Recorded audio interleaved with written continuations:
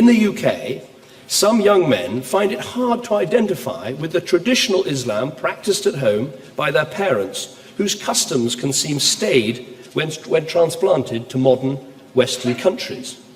But these young men also find it hard to identify with Britain too, because we've allowed the weakening of our collective identity. Under the doctrine of state multiculturalism, we've encouraged different cultures to live separate lives apart from each other and apart from the mainstream. We failed to provide a vision of society to which they feel they want to belong.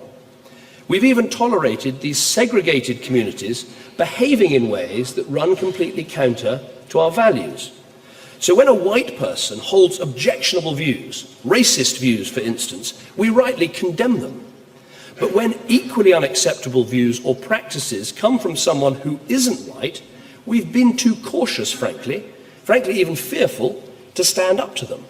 The failure, for instance, of some to confront the horrors of forced marriage, the practice where some young girls are bullied and sometimes taken abroad to marry someone when they don't want to, is a case in point. This hands-off tolerance has only served to reinforce the sense that not enough is shared. And this all leaves some young Muslims feeling rootless. And a search for something to belong to and something to believe in can lead them to this extremist ideology. Now, for sure, they don't turn into terrorists overnight.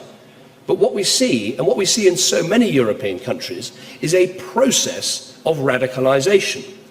Internet chat rooms are virtual meeting places where attitudes are shared, strengthened and validated. In some mosques, preachers of hate can sow misinformation about the plight of Muslims elsewhere. In our communities, groups and organizations, led by young, dynamic leaders, promote separatism by encouraging Muslims to define themselves solely in terms of their religion. All these interactions can engender a sense of community, a substitute for what the wider society has failed to supply.